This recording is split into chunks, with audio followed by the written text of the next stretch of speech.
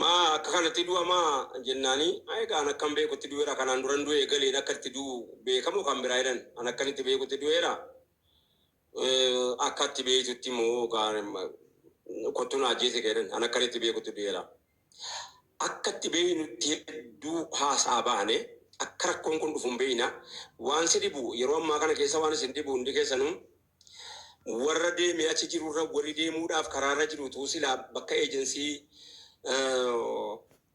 وانتمنا ماغري باسو يتعرف ملتو فيديو دا ورابني سنگر سيساني نما سورا كيسا دي مي إلالي وان أديمورا كاجرو موتو أغرتاني بيوم دي عرباتي يوغو شكيرا وبيو عربا كامبرا او مشامي مليو عليه السلام ورحمة الله وبركاته إسا يولا أتود أود إيريديمي غاليني سا بيجا فايداتي واندا فايدتا كان يسيمو غالين سا سنوميدا إسيس ميدا بيجس ميدا شرياس ميدا وموندا ميدا ولي أكاستيلا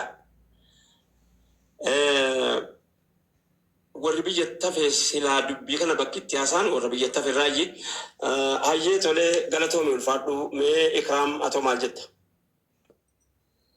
أستاذ واني أنا رادبت شويدو أما واي دبي سنكافتن كان قفت له سنتاني أنا سوشيال ميديا أنا رجع بوليان هدو تونا دبي ساويرو هدو كرا أما هيرو ما في واي كنا سنتيني وبوليان تينيرو هدو أني صار ركتني في ورا أبادا هذا ijoolleen biyyaa gabaatiin booda dhugaadhaan hunduu biyyaa baanii haadha fi abbaa kenna warra kenna maatii kenna gargaaruu fi garuu yoo nu biyyaa baan umriin kenna nurraa deema osoo abbaa gaarii qabaannee nu hunduyyuu ilmooti waan manaa baateef nuuf manaa baate haa ta'u malee ati waa godhadhu jedhanii abbaa jabaa abbaa nu gorsu osoo qabaannee nu dhiira biraatitti yommuu heeru ne fuulettiin kenninu maaliif abbaa jabaa waan qabnuuf jechaadha.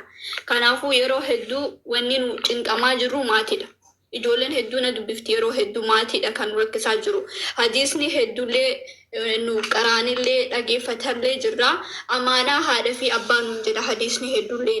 Akkasumas hadiisni akkuma ilmoon abbaa fi haadha ofii kabajuu qabdutti haqni immoo hadiisni illee ni jira.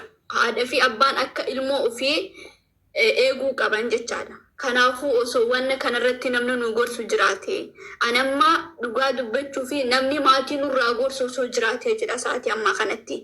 Maaliif yeroo abbaan akka ilmoon intalli durbaa deemtee umriin osoo irraa deemu mallaqa ergi kana godhi mana nutti ijaari inuma goona barnu. Kana godhi yommuu nuun jaaniitiin yeroo hundaa nu mallaqa warratti ergine amata 3-4 daleeneetiin yoo waa takka harkatti hin qabaatiin yoo heerumne dhiirsi amma nu heerumne kunillee mallaqa as kenni kana godhi yoo jedhu waanuma sangoona maaliif abbaan keenna akka nu jabaan akka nu ofitti amanuu qabnu akka nu mallaqa harkatti qabannu akka nu waa goonu nu gorsaa hin turre jechuudha. Innillee nurraa fuudhaa ture. Dhiirri tokko yoo dhufeetiin hin qalbii ta'inatti illee taphate akkasuma goona. Shari'aan immoo ka jedhu shari'aan intalli durbaa dalageetiin dhiirsa haa bulchitu ka jedhu hin jiru.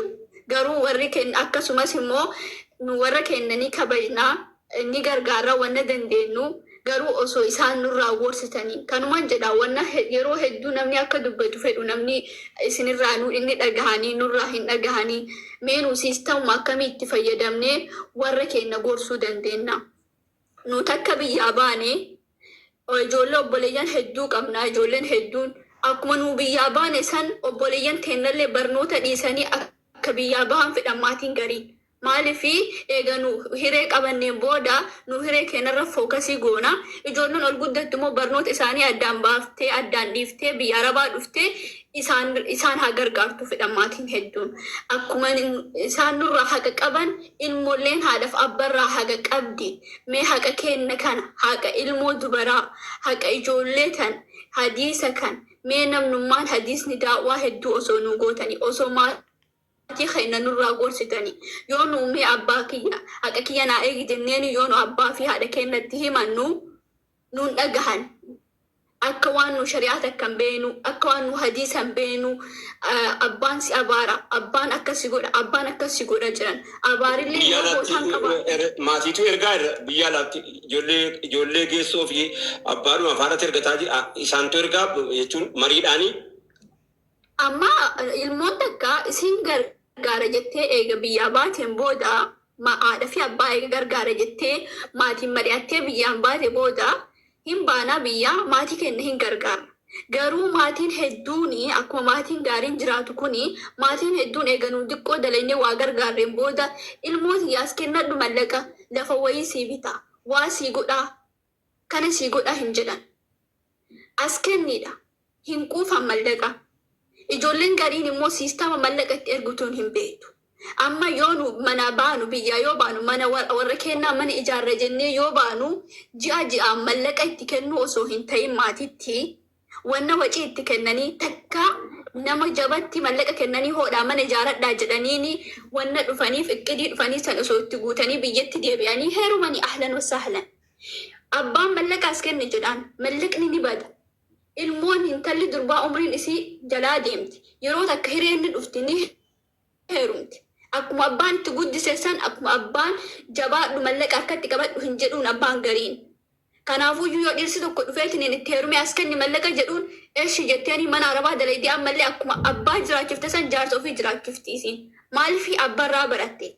Osoo abbaan jabaan ilmoo ofii akka isiin jabaattu akka isiin mallaqa yoo dalagatte harkatti qabachuu qabdu akka isiin uf kabajuu qabdu akka isiin maftii ofii ka shari'aan kenneef eeggachuu qabdu osoo barsiisee osoo gorsee abbaa gaarii ta'ee dhiira biraaf mataa